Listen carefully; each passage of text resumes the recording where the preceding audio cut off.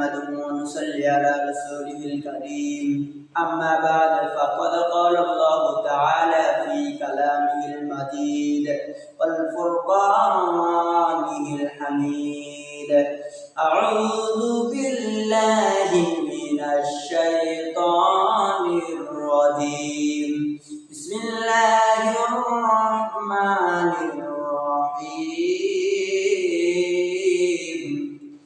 منها خلقناكم وفيها نعيدكم ومنها نخرجكم تارة أخرى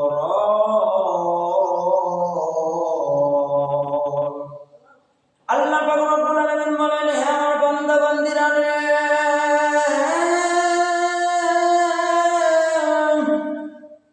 তোমাদেরকে মাটি থেকে সৃষ্টি করা হয়েছে এবং তোমাদেরকে মাটির ভেতরে রাখা হবে এবং মাটি থেকে তোমাদেরকে পুনর্জীবিত করা হবে। আমাদেরকে যে মাটির ভিতরে রাখা হবে, এই মাটির ভিতরে রাখার পরে আমরা যদি দুনিয়ার জমিনে নামাজ না আদায় করি, আমরা যদি দুনিয়ার জমিনে আল্লাহর হুকুম আদায় না করি, আমরা যদি শয়তানের পা দিয়ে চলি, শয়তানের প্ররোচনায় পড়ে থাকি, তাহলে আমাদেরকে কবরে গেলে যদি আল্লাহর হুকুম আদায় না করি, আল্লাহ পাক রব্বুল আলামিন তিনি যে আমাদেরকে 5 ওয়াক্ত সালাত আদায় করার জন্য বলেছেন, আমরা যদি আদায় না করি তাহলে আমাদেরকে কবরে গেলে 3টি শাস্তি দেবে। 1 নম্বর শাস্তি দেবে, কবরের ভেতরে যখন রাখবে, কবরের ভেতর রাখার সঙ্গে সঙ্গে পৃথিবীর এক প্রান্ত থেকে আর এক প্রান্তে মাটিগুলো চলে যাবে এবং ওই মাটিগুলো আছে এমনভাবে চাপ দিবে, ওই চাপের কারণে ডান পাশের হাড্ডিগুলি বাম পাশে ঢুকবে, বাম পাশের হাড্ডিগুলি ডান পাশে ঢুকবে। ওই ব্যক্তি এমন চিৎকার করবে যে চিৎকার যদি কেউ শুনতো তাহলে সে হাত ফেলে সঙ্গে সঙ্গে ওখানে মারা যাইত। এবার বলবেন, এটা কিভাবে সম্ভব? পৃথিবীর এক প্রান্ত থেকে আরেক প্রান্তে কিভাবে মাটি যাবে? আজরাইল কত বড়, আপনি কি দেখছেন নাকি আমি কি দেখছি? কেউ কিন্তু আজরাইলকে দেখে নাই। আজরাইল এমন বড় যে আজরাইলের 5 থাকবে জমিনে, আজরাইলের মাথা হলো আসমানে। ওই আজরাইলের মাথায় যদি 7 সমুদ্র 13 নদীর পানি ঢেলে দেওয়া যায়, তবু ওই 1 ফোঁটা পানি জমিনে পড়বে না। এরে যুবক বান্দারা রে,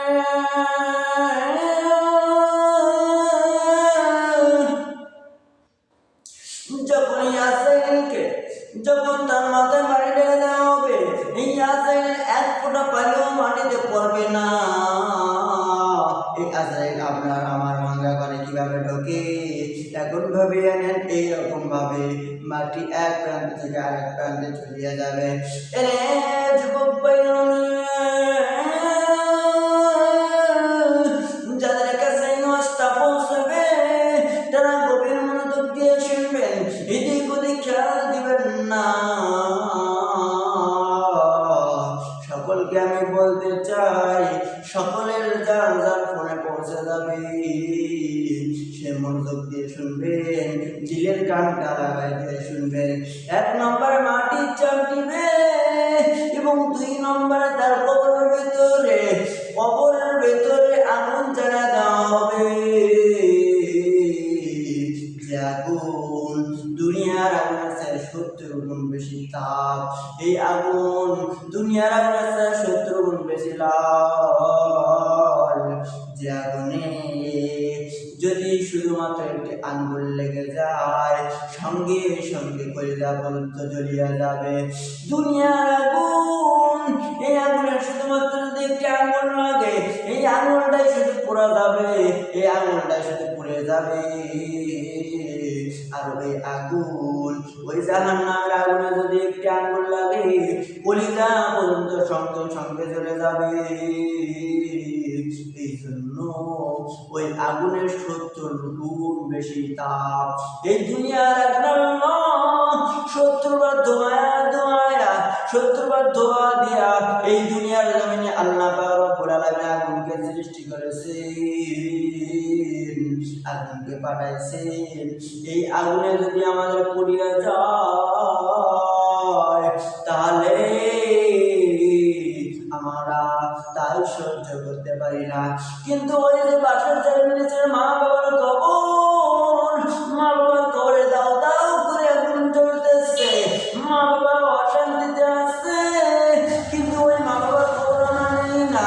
আজকালকে আমরা তো জানি না দুনিয়ার এক প্রান্ত থেকে আরেক প্রান্তের খবর নেওয়া যায়, কিন্তু ওই যে বাসার নিচে মা বাবার কবরে আগুন জ্বলতেছে আমরা কোনোদিন খোঁজ নেই না। মা বাবা অশান্তিতে আছে, আমরা কোনোদিন খোঁজ নেই না। আমরা যদি নামাজ না আদায় করি, 2 নম্বরে আমাদের কবরে আযাব অর্থাৎ আগুন জ্বালিয়ে দেওয়া হবে।